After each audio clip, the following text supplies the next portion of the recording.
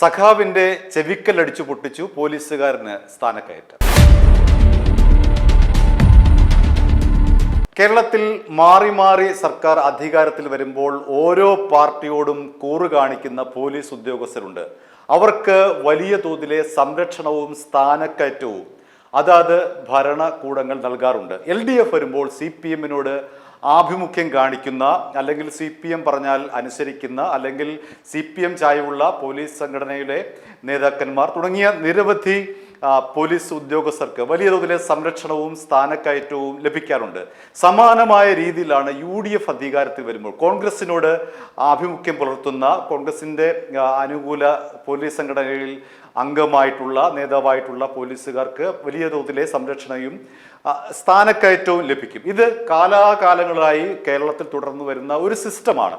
ആ ഒരു സംവിധാനത്തിൽ ഇപ്പോഴും ആ സംവിധാനം തുടരുന്നു എന്ന് തന്നെ വേണം കരുതാൻ. പിണറായി വിജയൻ ഒഴിഞ്ഞെങ്കിലും പല പോലീസുകാരും ഇപ്പോഴും പിണറായി വിജയന്റെ ഭരണത്തിലുള്ള ആ കാലഘട്ടത്തിലെ അതേ പൊസിഷനിലൊക്കെ നിൽക്കുന്നു. അവരെ ഒന്നും സ്ഥലം മാറ്റിയിട്ടില്ല. കുറച്ചുപേരെ മാത്രമൊക്കെ ആഭ്യന്തരമന്ത്രി രമേശ് ചെന്നിത്തലയ്ക്ക് ഇതിനിടയിൽ സ്ഥലം മാറ്റം നടത്താൻ കഴിഞ്ഞിട്ടുള്ളൂ. കാരണം UDF സർക്കാർ അധികാരത്തിലേറ്റിട്ട് ദിവസങ്ങളെ ആയിട്ടുള്ളൂ. അതുകൊണ്ട് തന്നെ സ്ഥലം മാറ്റേണ്ട പോലീസുകാരെയും സ്ഥാനക്കയറ്റം നൽകേണ്ട പോലീസുകാരെയും സംബന്ധിച്ചിട്ടുള്ള ലിസ്റ്റുകളൊക്കെ ഇങ്ങനെ വന്നുകൊണ്ടിരിക്കുകയാണ്. അതിനിടയിലാണ് വളരെ വ്യത്യസ്തമായ ഒരു സംഭവം നമ്മുടെ ശ്രദ്ധയിൽപ്പെടുന്നത്. അതായത് 2012 SFI നേതാവായിരുന്ന ജയകൃഷ്ണൻ തണ്ണിത്തോടിനെ അടിച്ച് അവശനാക്കിയ പത്തനംതിട്ട CI ആയിരുന്ന മധു ബാബുവിന് ഇപ്പോൾ ഈ അഡീഷണൽ SP ആയി സ്ഥാനക്കയറ്റം നൽകിയിരിക്കുകയാണ്. എന്നു മാത്രമല്ല, അദ്ദേഹത്തെ SP ആക്കാനും ശുപാർശ ചെയ്തിട്ടുണ്ട്. കണ്ടോ, ഒരു സർക്കാർ മാറിയതിൻ്റെ മാറ്റം കണ്ടോ?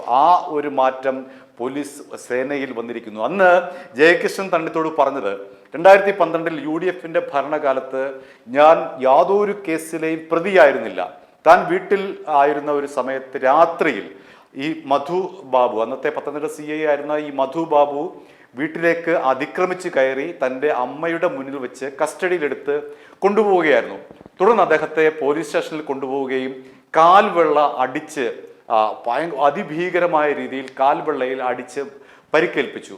മാത്രമല്ല, 2 കൈകൾ കൊണ്ടും മധുബാബു തൻ്റെ ചെവിക്കല്ല് അടിച്ചു പൊട്ടിച്ചു.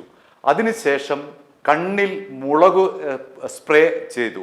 ഇത്തരത്തിൽ അതിക്രൂരമായി തന്നെ മർദ്ദിച്ചുവെന്ന് ജയകൃഷ്ണൻ തണ്ണിത്തോട് പറഞ്ഞിരുന്നു. നിയമ പോരാട്ടവുമായി മുന്നോട്ട് പോകുമെന്നും പറഞ്ഞിരുന്നു. തൻ്റെ ചെവിക്ക് ഗുരുതരമായിട്ടുള്ള പരിക്കേറ്റിട്ടുണ്ട്. 6 മാസത്തോളം താൻ ആശുപത്രിയിൽ ചികിത്സ തേടി. എന്ന് മാത്രമല്ല, 3 മാസം ജയിലിൽ കിടക്കേണ്ടിയും വന്നു മധു ബാബുവിൻ്റെ ഇടപെടൽ മൂലം. പിന്നീട് ഈ മധു ബാബുവിനെ കുറിച്ച് പത്തനംതിട്ട SP ഒരു റിപ്പോർട്ട് സമർപ്പിച്ചു.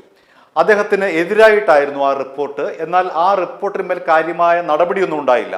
പിന്നീട് പിണറായി സർക്കാർ വന്നപ്പോൾ ഈ മധു ബാബുവിനെ ക്രമസമാധാന ചുമതലയിൽ നിന്നും കുറച്ചു കാലം മാറ്റി നിർത്തിയിരിക്കുകയായിരുന്നു.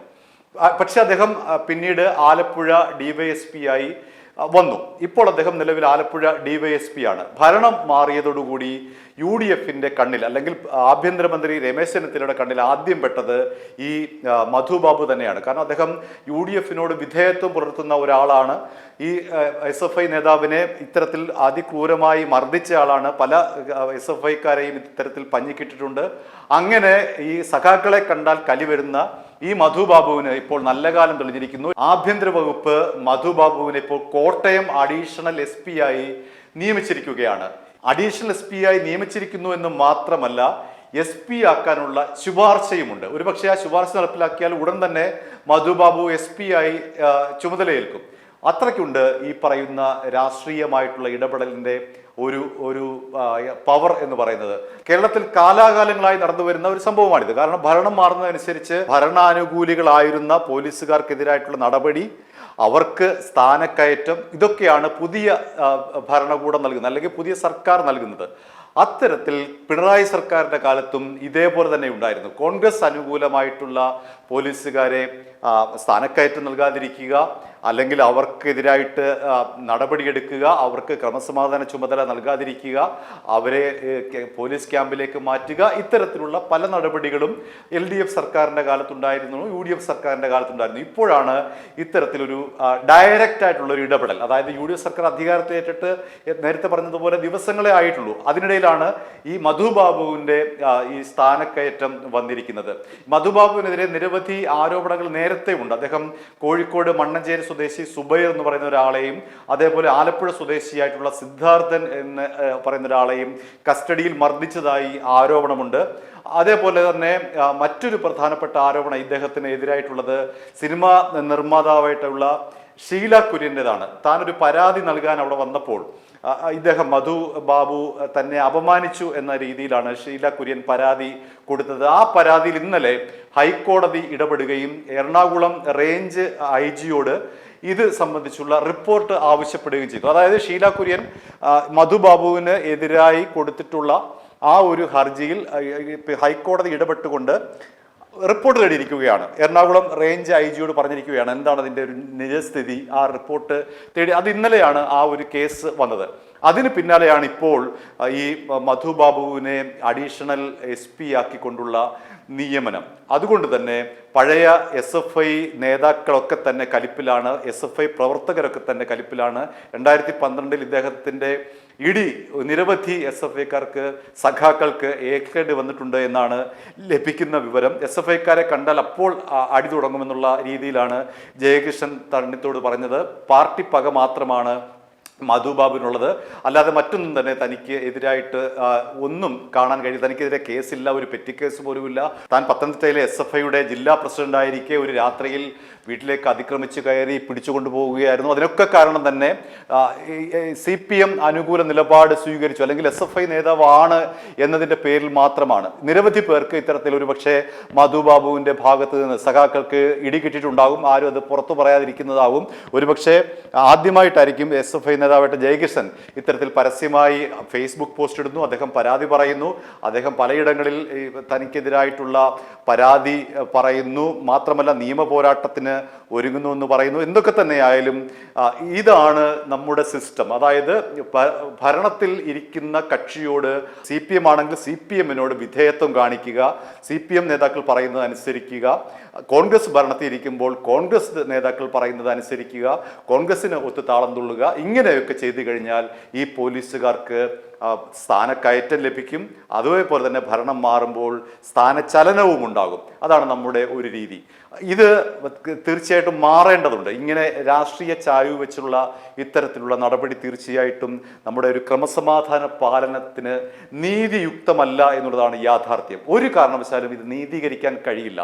കാരണം പോലീസുകാരും കൊടി പിടിക്കുന്ന പാർട്ടിക്കാരായി മാറുന്നത് നമ്മുടെ നീതിന്യായ സംവിധാനത്തെ മുഴുവൻ വെല്ലുവിളിക്കുന്ന ഒരു സംവിധാനമാണത്. ഒരു കാരണവശാലും പോലീസുകാർ അത്തരത്തിൽ രാഷ്ട്രീയ പക്ഷപാതം കാണിക്കാൻ പാടില്ല. നമ്മുടെ നിയമ വ്യവസ്ഥയും അതാണ്. പക്ഷേ നിർഭാഗ്യവശാൽ രാഷ്ട്രീയത്തിൻ്റെ അതിപ്രസരം കൊണ്ട് പോലീസുകാർക്ക് ഇത്തരത്തിലുള്ള നിലപാടുകൾ സ്വീകരിക്കേണ്ടി വരുന്നു. അവരുടെയും കുറ്റമല്ല. കാരണം ഇത്തരം രാഷ്ട്രീയ നിലപാട് സ്വീകരിച്ചില്ല എങ്കിൽ അവരുടെ കാര്യം ഗതികേടാണ്. അതുകൊണ്ടാണ് പലപ്പോഴും പോലീസുകാർ വ്യക്തമായിട്ടുള്ള രാഷ്ട്രീയ ചായ്വ് കാണിക്കുന്നത്. നിയമപരമായി അത് തെറ്റാണ്, പാലനത്തിലും അത് തെറ്റാണ്. കാരണം പക്ഷഭേദം വരും. ഈ പിടിച്ചുകൊണ്ടുവരുന്ന ആളുടെ രാഷ്ട്രീയം നോക്കി കേസെടുക്കുകയും അവരെ മർദ്ദിക്കുകയും ഒക്കെ ചെയ്യുന്നത് ഒരു കാരണവശാലും നമ്മുടെ നീതിന്യായ വ്യവസ്ഥയ്ക്കോ നമ്മുടെ നീതിന്യായ പരിപാലനത്തിനോ ഒരു യോഗ്യമല്ലാത്ത, അല്ലെങ്കിൽ അതിന് പറ്റിയതല്ലാത്ത, നിയമവിരുദ്ധമായ കാര്യമാണ് എന്നുള്ളതാണ് യാഥാർത്ഥ്യം. ഇനിയെങ്കിലും നമ്മുടെ പോലീസിനെ രാഷ്ട്രീയ വിമുക്തമാക്കേണ്ടതുണ്ട്. രാഷ്ട്രീയ പാർട്ടിയെ നോക്കാതെ തന്നെ നിയമ പാലനം നടത്തുന്നുണ്ടോ എന്നത് മാത്രമായിരിക്കണം പോലീസുകാരെ അളക്കാനുള്ള മാനദണ്ഡം. അല്ലാതെ ഇത്തരത്തിലുള്ള ഇടികളല്ല മാനദണ്ഡം. അത് CPM അധികാരത്തിൽ വരുമ്പോഴും അത് തന്നെ ശ്രദ്ധിക്കണം. അതേപോലെ തന്നെ കോൺഗ്രസ് അധികാരത്തിൽ വരുമ്പോഴും അത് തന്നെ ശ്രദ്ധിക്കണം. പോലീസുകാരൻ്റെ പെരുമാറ്റം രാഷ്ട്രീയത്തിന് അനുകൂലമായിട്ടായിരിക്കരുത്, മറിച്ച് നീതിന്യായ സംഹിതയ്ക്ക് അനുകൂലമായി നിൽക്കുന്ന, നിഷ്പക്ഷനായി നിൽക്കുന്ന ഏത് പോലീസുകാരുണ്ടോ അദ്ദേഹത്തിന്, ആ പോലീസുകാരന് അല്ലെങ്കിൽ ആ പോലീസുകാരിക്ക് അനുകൂലമായിട്ടുള്ള നടപടികളാണ് അതത് സർക്കാരിൻ്റെ ഭാഗത്ത് നിന്ന് ഉണ്ടാകേണ്ടത് എന്നതാണ് മധുബാബുവിൻ്റെ ഈ ഒരു പാഠം നമ്മളെ പഠിപ്പിക്കുന്നത്. i2i News, an eye for truth. i2i News subscribe ചെയ്തിട്ടില്ലാത്തവർ ഇപ്പോൾ തന്നെ സബ്സ്ക്രൈബ് ചെയ്യുക. നോട്ടിഫിക്കേഷൻ ലഭിക്കുവാൻ ബെൽ ബട്ടണും അമർത്തുക.